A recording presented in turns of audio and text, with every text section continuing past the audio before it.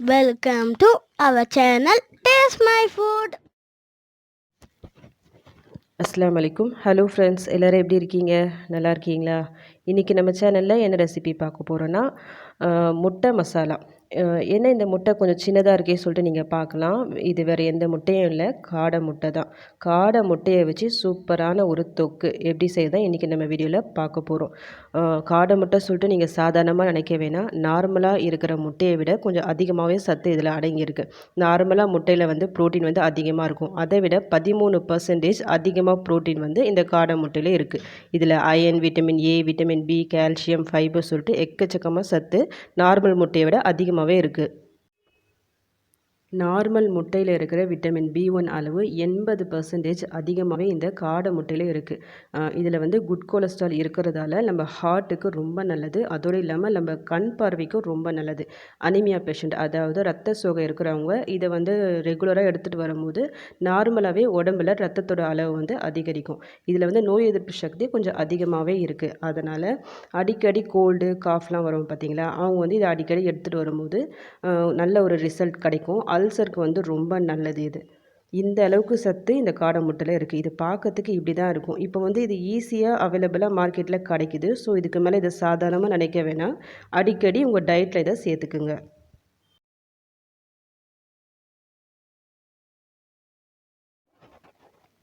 இப்போ இந்த முட்டையை நம்ம வேக வச்சு எடுத்துடலாம். நார்மலாக நம்ம முட்டையை எப்படி பாயில் பண்ணி எடுப்போமோ சேம் அதே மாதிரி ஒரு தண்ணியில் போட்டு நல்லா பாயில் பண்ணி எடுத்துடலாம். நார்மல் முட்டையை விட இது சீக்கிரமாகவே உங்களுக்கு வெந்து வந்துடும். ஒரு 10 நிமிஷம் நல்லா கொதிக்க விட்டு நம்ம எடுத்துடலாம். 10 நிமிஷத்தில் சூப்பராக இது பாயில் ஆகிடும். இந்த முட்டையை நான் தண்ணியில் போடும்போது அதுக்கப்புறமா தான் நான் பார்த்தேன், ஒரு முட்டை வந்து கொஞ்சம் லைட்டாக உடஞ்ச மாதிரி இருக்குது. ஸோ அதை இதில் வேக வைக்க வேணாம். இது தனியாக ஒரு பவுலில் நம்ம உடச்சி எடுத்துடலாம். இது வரைக்கும் நான் காடை முட்டையை பாயில் பண்ணி நான் சாப்பிட்ருக்கேன். பட் என்றைக்குமே ஆம்லேட் போட்டு சாப்பிட்டதில்ல. அதை உடச்சி அது உள்ளே எப்படி இருக்கணும்னு பார்த்ததில்ல. இப்போ ஒரு சான்ஸ் கிடச்சிருக்கு. ஓகே, இப்போ நம்ம இது உள்ளே எப்படி இருக்குன்னு பார்க்கலாம். பாருங்கள், பார்க்கறதுக்கே க்யூட்டாக ரொம்ப அழகாக இருக்குது பாருங்கள். இந்த முட்டை உள்ள குட்டியாக நல்லா இருக்குது. ஓகே, இதை நான் ஃபைனலாக உங்களுக்கு ஆம்லேட் போட்டு நான் காமிக்கிறேன். என் பையன் வந்து ஆர்டர் பண்ணிட்டான். இந்த ஆம்லேட் வந்து அவனுக்கு வேணும்னு சொல்லிவிட்டு, ஸோ அவனுக்கு கொடுத்துடலாம். ஃபைனலாக இதை நம்ம ஆம்லேட் போட்டுடலாம்.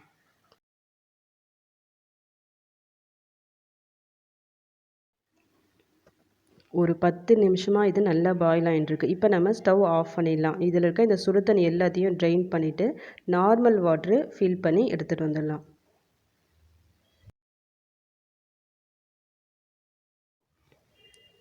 இப்போ நான் தண்ணியை மாற்றி எடுத்துகிட்டு வந்துட்டேன். இப்போ நம்ம இந்த முட்டையை உரித்து எடுத்துடலாம். நார்மலாக முட்டையோட விட இந்த காடை முட்டையோட வந்து கொஞ்சம் சாஃப்டாகவே இருக்கும். ஸோ நம்ம ஈஸியாக இதை ரிமூவ் பண்ணிடலாம். இந்த முட்டையை பொறுத்த வரைக்கும் நம்ம டைரெக்டாக அப்படியே பாயில் பண்ணி அப்படியே கூட சாப்பிட்லாம். ஒருத்தவங்க 3லேருந்து 4 முட்டை வரைக்கும் சாப்பிட்லாம். இது வரைக்கும் நம்ம சேனலை சப்ஸ்கிரைப் பண்ணாதவங்க ப்ளீஸ் சப்ஸ்கிரைப் பண்ணிக்கிங்க. அப்படி நீங்கள் சப்ஸ்கிரைப் பண்ணும்போது பக்கத்தில் பெல் ஐக்கான் இருக்கும். அதை கிளிக் பண்ணி ஆல் சொல்லிட்டு ஒரு ஆப்ஷன் வரும். அதையும் செலக்ட் பண்ணி வச்சுக்கிங்க. அந்த மாதிரி நீங்கள் செலக்ட் பண்ணி வைக்கும்போது தான் நான் அடுத்தடுத்து போடக்கூடிய வீடியோஸ் வந்து உங்களுக்கு நோட்டிஃபிகேஷனாக வரும்.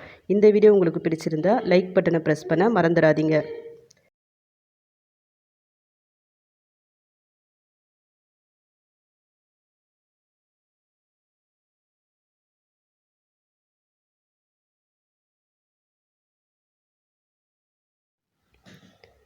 எல்லா முட்டையும் உரித்து எடுத்தாச்சு. இப்போ நம்ம முட்டைக்கு மசாலா ரெடி பண்ணிடலாம். இப்போது ஸ்டவ் ஆன் பண்ணியாச்சு. நான் ஒரு பேனில் இந்த மசாலாவுக்கு தேவையான அளவு எண்ணெய் போட்டுக்கிறேன். ரீஃபண்ட் ஆயில், கடலெண்ணெய், நல்லெண்ணெய் எது வேணாலும் நீங்கள் யூஸ் பண்ணிக்கலாம். நீங்கள் எந்த ஆயில் யூஸ் பண்ணுறீங்களோ அது போட்டுக்குங்க. நெக்ஸ்ட்டு வெங்காயம், தக்காளி. நான் ஒரு பெரிய வெங்காயம் கட் பண்ணி வச்சுருக்கேன். 2 மீடியம் சைஸ் தக்காளி, கொஞ்சமாக கருவேப்பிலை எடுத்து வச்சுருக்கேன். ஃபஸ்ட்டு நம்ம வெங்காயத்தை போட்டுக்கலாம். வெங்காயத்தை போட்டு நல்லா அது கலர் சேஞ்ச் ஆகணும். அதுக்கேற்ற மாதிரி நம்ம ஃப்ரை பண்ணிக்கலாம்.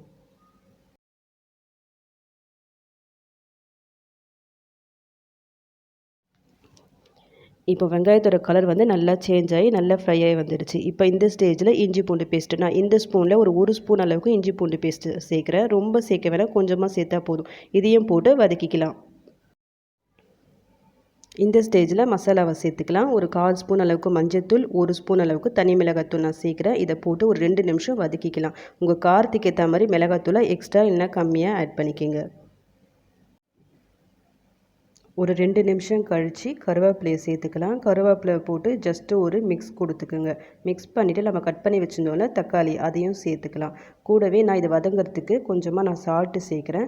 இது எல்லாத்தையும் போட்டு நல்லா வதக்கி எடுத்துக்கலாம். இந்த மசாலாவை பொறுத்த வரைக்கும் வெங்காயம், தக்காளி எல்லாம் நல்லா வதங்கி வரும்போது நல்லா டேஸ்ட்டு கொடுக்கும். ஸோ அதனால் கொஞ்சம் கூட தெரியாத மாதிரி தக்காளி, வெங்காயமே தெரியக்கூடாது. அந்த அளவுக்கு நல்லா வதக்கி எடுத்துக்குங்க.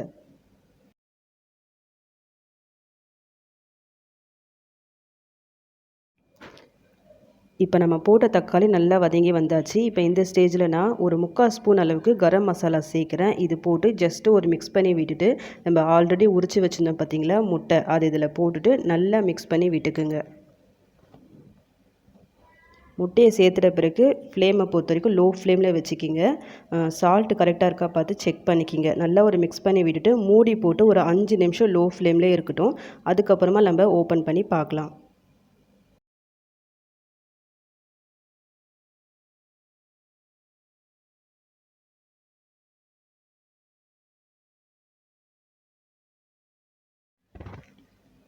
ஒரு 5 நிமிஷம் கழித்து நான் ஓப்பன் பண்ணுறேன். ஓப்பன் பண்ணிவிட்டு ஜஸ்ட்டு சும்மா இந்த மாதிரி மிக்ஸ் பண்ணி விட்டுட்டு, ஒரு 1/2 ஸ்பூன் அளவுக்கு பெப்பர் பவுட்ரு, மிளகுத்தூள் நான் சேர்க்குறேன். அதையும் போட்டு மிக்ஸ் பண்ணி விட்டுக்குங்க. ஃபைனலாக மிளகுத்தூள் சேர்க்கும்போது நல்ல ஃப்ளேவராக நல்லாயிருக்கும்.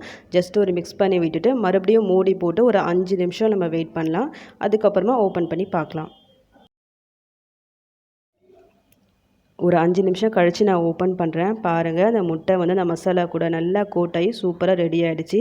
இந்த ஸ்டேஜில் நீங்கள் தேவைப்பட்ட கொத்தமல்லி இலையை வந்து நீங்கள் சேர்த்துக்கலாம்.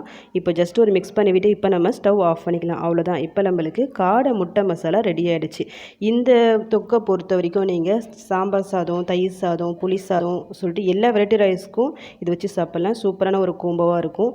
இல்லை நீங்கள் வெறும் சாதத்துக்கு கூட இந்த மசாலாவை நீங்கள் ஜஸ்ட்டு மிக்ஸ் பண்ணி சாப்பிட்டு பாருங்கள். ரொம்ப சூப்பராக இருக்கும். வேறு எந்த சைட் டிஷ்ஷுமே உங்களுக்கு தேவைப்படாது. அந்த அளவுக்கு நல்லா டேஸ்ட்டாக இருக்கும் இது. இங்கே இந்த சைடில் நம்ம ஆல்ரெடி ஒரு முட்டை உடைச்சி வச்சுருந்தோம்ல, அதில் ஆம்லேட் ரெடி பண்ணிடலாம். அதுக்காக நான் ஒரு பேனில் கொஞ்சமாக எண்ணெய் போட்டிருக்கேன். எண்ணெய் போட்டுட்டு அந்த உடைச்ச முட்டையை இதில் ஊற்றிக்கலாம். ஜஸ்ட்டு ஒரு முட்டை இருக்கிறதால டைரெக்டாக நான் அப்படியே ஊற்றிட்டேன். பீட்லாம் பண்ணல.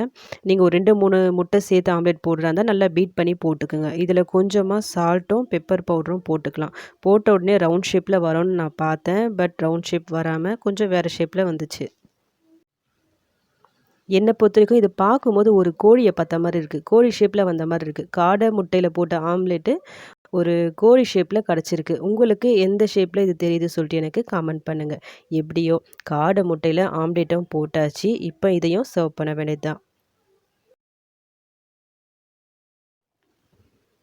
இந்த காடை முட்டையோட டேஸ்ட்டு பார்க்கறதா இருந்தால் நார்மல் நம்ம முட்டை சாப்பிடுவோம் பார்த்தீங்களா, சேம் அதே டேஸ்ட்டில் தான் இருக்கும். சைஸ் மட்டும் தான் உங்களுக்கு டிஃபர் ஆகும். அது பெருசாக இருக்கும், இது வந்து கொஞ்சம் சின்னதாக இருக்கும். பட் டேஸ்ட் வைஸ் பார்த்தா ரெண்டுமே ஒரே டேஸ்ட்டில் தான் இருக்குது. ஸோ நீங்கள் தாராளமாக சாப்பிட்லாம். எந்த டிஃப்ரென்ஸும் உங்களுக்கு தெரியவே தெரியாது. சேம் டைம் இது ரொம்ப நிறைய ஹெல்த் பெனிஃபிட்ஸ் இருக்குது நார்மல் முட்டையை கம்பேர் பண்ணும்போது. ஸோ மறக்காமல் உங்கள் டயட்டில் இதுக்கு மேலே காடை முட்டையும் ஆட் பண்ணிக்கிங்க. காடை முட்டை மசாலா ரெடி ஆகிடுச்சு. கூடவே இந்த குட்டி ஆம்லேட்டும் ரெடி பண்ணியாச்சு. நீங்களே ஒரு தடவை இந்த மெத்தடில் ட்ரை பண்ணி பார்த்துட்டு எனக்கு கமெண்ட் பண்ணுங்கள் எப்படி வந்துச்சுன்ட்டு.